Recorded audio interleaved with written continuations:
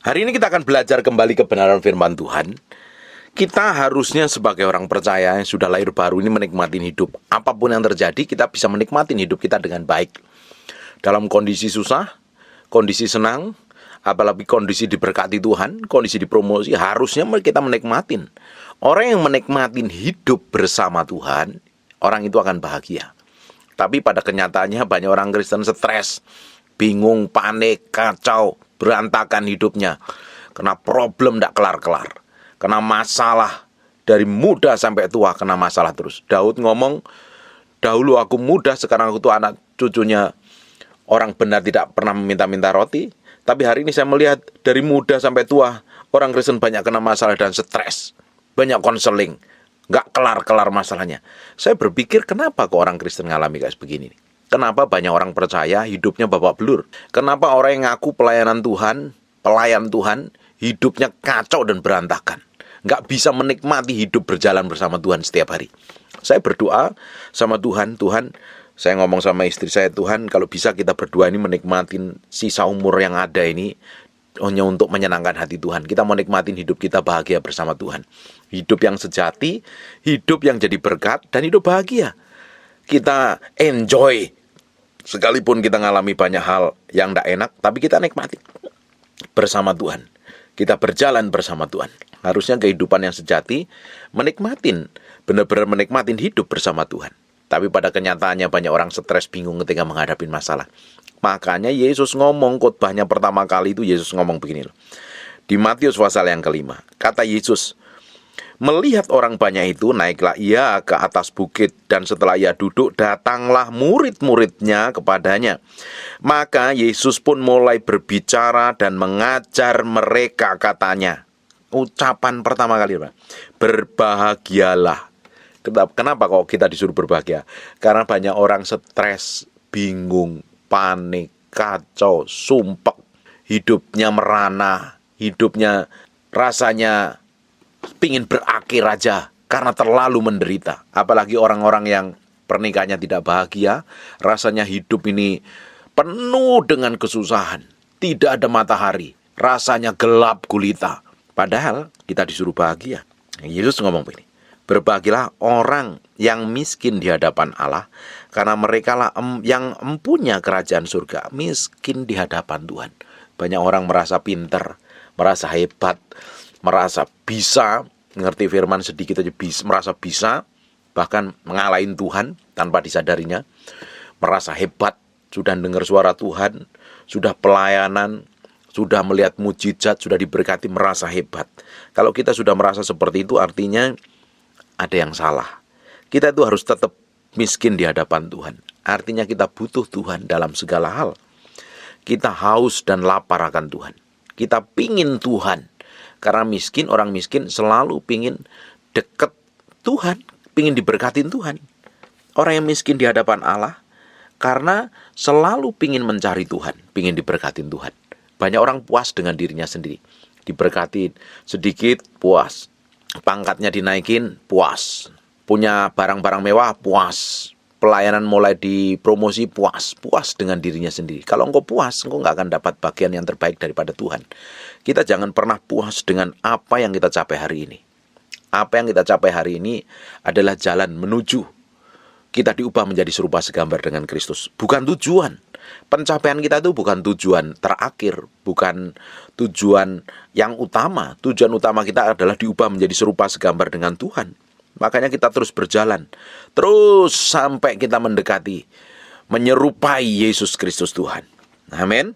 Ayat yang keempat, berbahagialah orang yang berduka cita, karena mereka akan dihibur. Loh, sekalipun kau ini berduka cita, kamu disuruh bahagia. Pak, utang saya nggak dibayar-bayar. Loh, kamu tuh punya utang karena kamu salah kelola uang. Jelasnya pasti salah kelola kalau punya utang.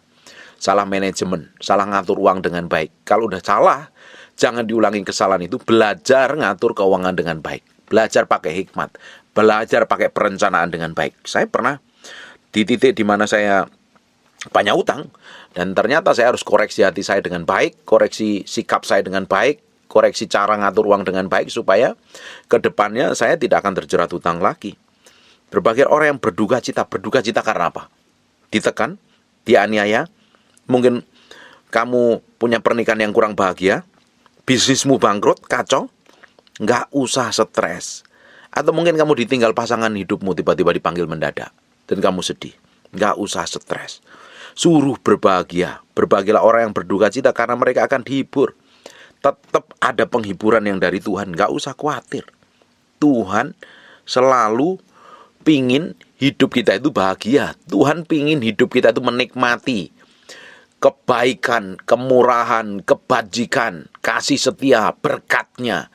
Kalau kita hidup tinggal di dalam Kristus, tapi kita memilih banyak hidup di luar, sehingga hidup kita kacau dan berantakan. Nggak usah sedih, nggak usah panik, nggak usah bingung, nggak usah stres. Nikmatin hidupmu dengan bahagia, karena tetap Roh Kudus hiburkan, karena Roh Kudus tetap sertai, lindungin, proteksi, jagai, bahkan Dia ngerti semua kesusahan kita, penderitaan kita, apapun yang terjadi dalam kehidupan, Dia ngerti, Dia akan menghibur kita. Relax dan enjoy. Ayat yang kelima, berbahagialah orang yang lemah lembut, karena mereka akan memiliki bumi. Ini orang yang lemah lembut harus berbahagia. Orang yang memiliki rendah hati akan mewarisi negeri. Mazmur 37 ayat 11. Tetapi orang yang rendah hati akan mewarisi negeri dan bergembira karena kesejahteraan yang melimpah-limpah. Powerful kan?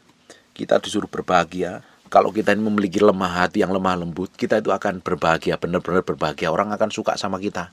Tapi kalau kita ini berangasan, liar, ngawur, kacau hidupnya, kasar, benernya sendiri, hebatnya sendiri, pintarnya sendiri, ya, kamu akan dimusuhin banyak orang. Bagaimana kalau mungkin kita ini bahagia kalau hidup kita dimusuhin banyak orang? Kita ini akan menjadi orang yang lemah lembut karena kita ngerti kebenaran firman Tuhan. Banyak orang akan senang dengan kita. Bukan kita mencari muka untuk orang lain supaya suka dengan kita, tetapi secara alami orang itu akan senang dekat kita karena kita memiliki hati yang lemah lembut. Berbahagialah orang yang lemah lembut karena mereka akan memiliki bumi. Berbahagialah orang yang lapar dan haus akan kebenaran karena mereka akan dipuaskan. Sekalipun kau nggak ngerti kebenaran, hari ini kau memiliki rasa haus dan lapar akan Tuhan, Tuhan akan puaskan. Enjoy, nikmatin hidupmu. Jalan terus sama Tuhan. Nikmati berkat Tuhan akan berkelimpahan nanti seluruh. Enjoy dan relax, jalan terus sama Tuhan.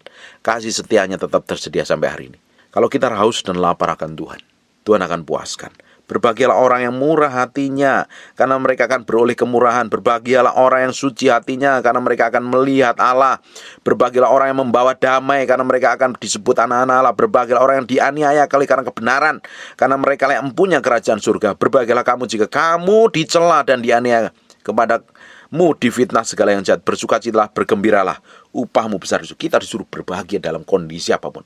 Kondisi susah, kondisi senang, kondisi terjepit, kondisi dicela, kondisi difitnah, dianiaya, kondisi diberkati, kondisi haus dan lapar akan Tuhan, kondisi ngalami persoalan yang berat sekalipun, kita disuruh berbahagia. Kenapa? Kalau kita tidak berbahagia, hidup kita akan kacau, pikiran kita akan sembarangan. Makanya Alkitab ngomong begini, hati yang gembira adalah obat yang manjur, tapi semangat yang patah mengeringkan tulang. Kenapa kok disuruh bergembira?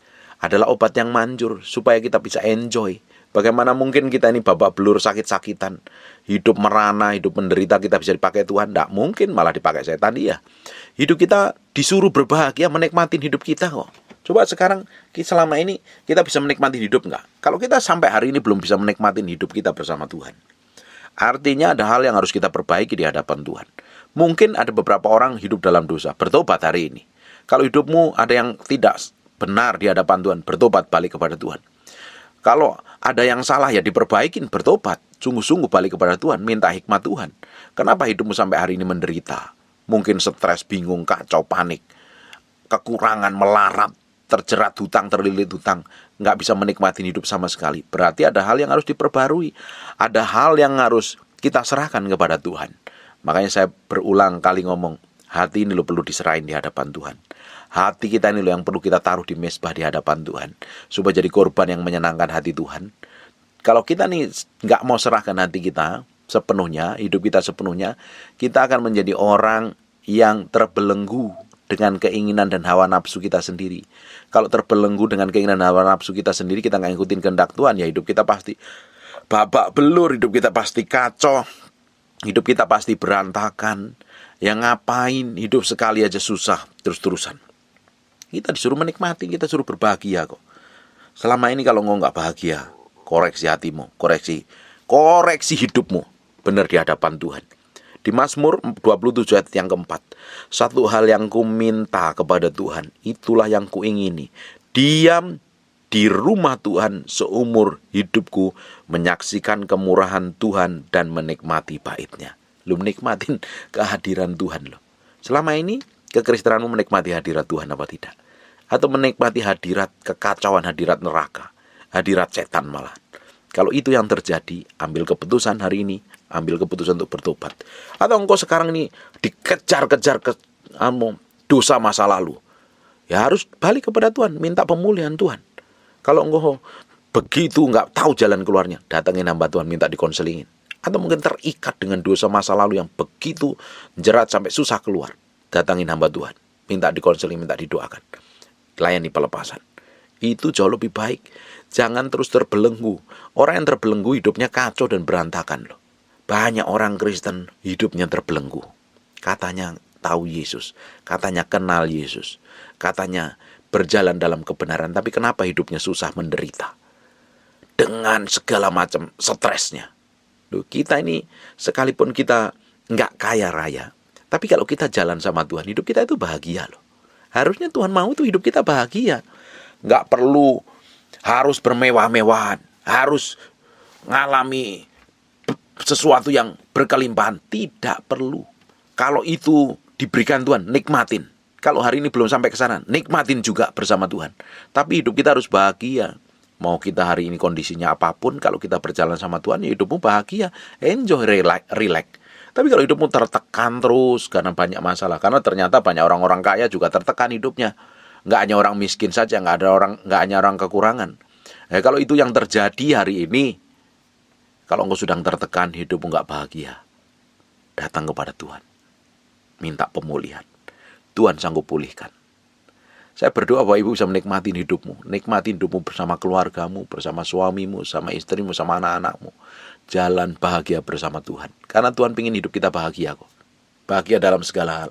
Dianiaya, dituduh, difitnah, alami persoalan, malah impitan, dicerca, harus bahagia. Karena bahagia akan membuat hati kita bergembira. Hati yang gembira adalah obat yang manjur. Tetapi semangat yang patah mengeringkan tulang, banyak sakitnya, rematik, encok, pegelinu. Tuhan mau hidup kita tetap jadi berkat.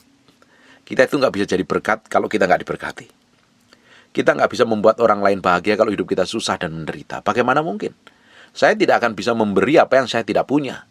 Ketika saya punya firman, saya sampaikan di dalam khotbah saya, firman. Ketika saya punya makanan, saya bisa berbagi makanan. Kalau saya bahagia, saya bisa berbagi kebahagiaan. Kalau kamu hidupnya menderita, stres, bingung, kacau, panik, babak belur hidupnya, bagaimana mungkin jadi berkat?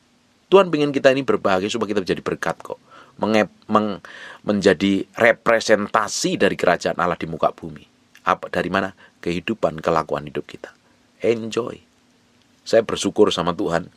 Setelah lewat proses peremukan yang Tuhan izinkan dalam kehidupan saya bersama istri, hari ini saya enjoy dan nikmatin hidup. Saya bisa berbahagia menikmatin sisa hidup saya. Apapun yang terjadi, saya mau senengin Tuhan. Senengin Tuhan dan senengin Tuhan. Saya ingin hidup saya semakin hari semakin bermakna buat kerajaan Allah, bermakna buat orang lain. Kalau hidup kita ini nggak bermakna buat kerajaan Allah, engkau jalani hidupmu itu terlalu berat loh. Tapi kalau hidupmu setiap hari bermakna, memberi berkat, menjadi inspirasi bagi banyak orang, engkau bisa menjalani hidup ini dengan penuh semangat, karena hari-harimu penuh kebahagiaan, hari-harimu penuh kasih setia Tuhan, hari-harimu penuh pengurapan, penuh kebajikan, dan nama Tuhan dipermuliakan atas hidup kita. Bayangkan Bapak Ibu, kalau hidupmu setiap hari menderita, bingung terus, diuber-uber utang terus, stres, panik, kacau, ribut, gegeran, dan berantem terus. Hidupmu rasanya seperti tinggal di neraka sekalipun di muka bumi ini. Padahal Tuhan pingin kita ini menikmatin surga di muka bumi ini, sekalipun kita ngadepin masalah, tekanan, persoalan. Tapi pada kenyataannya orang nggak sampai bisa ke sana. Kenapa? Nggak bisa taruh hatinya sama Tuhan. Ini hati meski ditaruh dulu sama Tuhan. Kalau ini nggak dipersembahkan sama Tuhan, ini akan nyeret kepada hal yang duniawi. Apalagi kalau hidup kita seperti orang dunia. Kelakuan kita persis seperti orang dunia, akan diseret jatuh di dalam banyak kesengsaraan. Hidup kita Tuhan mau menjadi berkat bagi banyak orang. Hidup kita mau dipakai Tuhan menjadi representasi dari kerajaan Allah di muka bumi ini. Hari ini kita mau koreksi hati kita selama ini. Benar nggak keputusan yang selama ini kita ambil? Benar nggak apapun yang kita lakukan? Benar nggak apapun yang kita pernah perbuat selama ini? Benar nggak hidup kita ini setiap harinya berharga buat kerajaan Allah, berguna bagi banyak orang? Kalau itu belum terjadi, masih ada kesempatan. Ambil keputusan untuk berubah, bertobat, cintai Tuhan dan kasih Tuhan. Bangun keintimanmu dengan Tuhan. Tuhan sanggup pulihkan hidupmu.